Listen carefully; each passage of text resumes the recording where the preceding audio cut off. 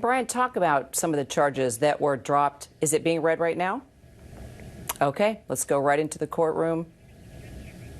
Okay, all right. It is being read right now, I am told. Aaron, let's take it back to you as we are now hearing from the judge inside the courtroom. So the jury, Kira, had to fill out this form, which lists the charges, proven, not proven, the predicate crimes, and whether Sean Combs is not guilty or guilty. On count one, the racketeering conspiracy charge, Sean Combs has been found not guilty of racketeering conspiracy, perhaps the most complicated charge for the jury to understand. The count one had provided for a number of predicate acts, but the jury does not have to get into that because they have found Sean Combs not guilty of leading a criminal enterprise, not guilty of racketeering conspiracy. They will now move to the other four counts, two of them on sex trafficking and on and we have not guilty now on count two, which was sex trafficking of Cassandra Ventura. Sean Combs has been found not guilty of sex trafficking when it comes to his former girlfriend, Cassie Ventura. There was a real debate that the jury heard over the course of the last 2 months about consent and coercion and the complications of deciding when an 11-year relationship between Combs and Cassie Ventura may have become a criminal one, and the jury decided it was not criminal sex trafficking when Sean Combs committed what his attorneys freely admitted was domestic abuse, as you saw in that video. He has been found not guilty now on racketeering conspiracy, not guilty on sex trafficking of Cassie Ventura. He has been found guilty on count three, transportation for the purposes of prostitution. He has also been found guilty on count five, transportation for the purposes of prostitution. These charges carry a maximum penalty of up to 10 years in prison, so we do have a split verdict. Sean Combs has been found not guilty of racketeering conspiracy, not guilty of sex trafficking Cassandra Ventura, but he has been found guilty on 2 counts of transportation for the purposes of prostitution. And we're waiting for one more count, the sex trafficking of Jane. And just now the jury has decided that Sean Combs is not guilty of sex trafficking his former girlfriend who testified under the pseudonym Jane. So the jury has now believed that the relationships that Sean Combs had with his former girlfriends Cassie Ventura and a woman who testified under the pseudonym Jane were not criminal, did not involve sex trafficking. All Sean Combs has been convicted of here is transportation for the purposes of prostitution. And Kira, those did seem to be the most evident crimes that Sean Combs committed. We heard testimony from the male escorts. The jury heard about the cash that they were paid, and as prosecutors told them, they were not in those hotel rooms for scintillating conversation. Sean Combs guilty of transportation for the purposes of prostitution, not guilty of racketeering conspiracy, not guilty of sex trafficking.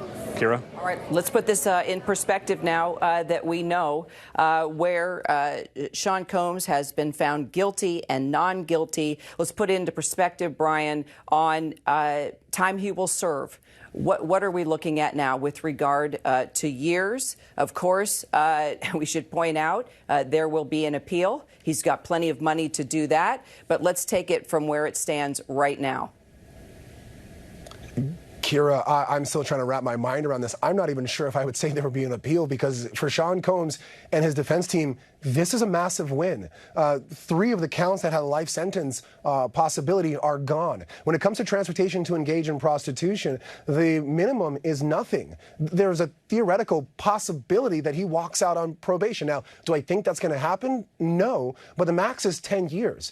Even if you were to take both sentences, and he's not going to get 10 years, they're going to look at his criminal history, mitigating circumstances, aggravating circumstances, and I would assume that he gets somewhere in the middle ground, maybe like 3 to 5 years, 3 to 6 years possible through that sentencing range for each count.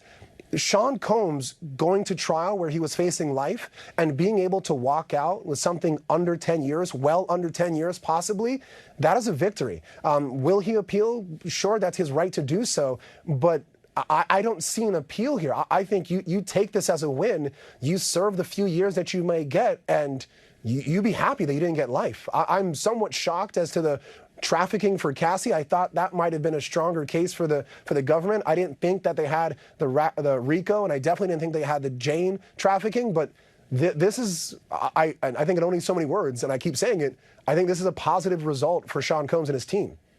I'm being told now Combs is hugging his lawyer at this very moment. Clearly, he's seeing it as you are seeing it as well.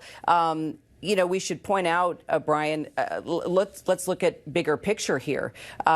He is a music producer. He created a brand around himself.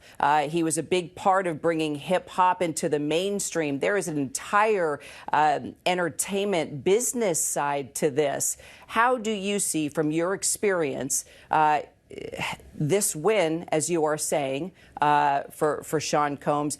How will it impact his business empire? I think, for lack of a better term, there was always going to be a blemish on Sean Combs' career. I think people are going to look at this in two different ways. In one way, they're going to say that Sean Combs probably had a history of getting into trouble with the law and somehow getting out from underneath it. They're going to look at past events through both civil and criminal complaints and say, you know what, he's always had good lawyers or whatever it may be, and he's gone away with bad charges, especially looking at that Intercontinental video. But I think the other view of this is going to be is that he was tried by a jury of his peers. All of the information, the good, the bad, and the ugly, and everything in between was shown to these 12 people, and they did not see the criminal enterprise. They did not see the force, fraud, and coercion. And I think the trafficking to engage in prostitution, I think that's going to be a lighter blemish on his career in terms of the totality of what we saw, as to like, okay, so he paid for people to go across state lines to have consensual sex. And I think consensual sex will be a big part of the conversation based on how the verdict came out. And so do I think he takes a big knock in terms of this case? Yes, but we've seen Sean Combs rebrand and come back from a lot of things, and that is a possibility here. But let's put it into the context, Aaron Katersky, of the Me Too movement. I don't think anybody can forget the video, the surveillance video that we saw over and over again in that hotel hallway of Sean Combs barely naked in a towel, kicking and dragging Cassie Ventura. It's an unforgettable piece of video, and it was one of the most visceral pieces of evidence that the jury saw during the course of a nearly 2-month trial, Kira. And the defense really admitted what's depicted on it is domestic violence, but they said all along he's not charged with domestic violence. The defense insisted, even though the defense did not put on much of a case, called no witnesses, that what was depicted was not sex trafficking, and the jury seems to have agreed. And Sean Combs is clearly taking this outcome of a split verdict, guilty on only the transportation for the purposes of prostitution charges, as a win. The jury has been excused. As the 8 men and 4 women stood to leave their seats, Sean Combs made praying hands in their direction and bowed his head slightly as if to say thank you. When the outcome was read aloud in court, Combs put his hands in the air and looked to the ceiling, clearly taking this as a win that he was acquitted on the most serious charges he faced, Kira.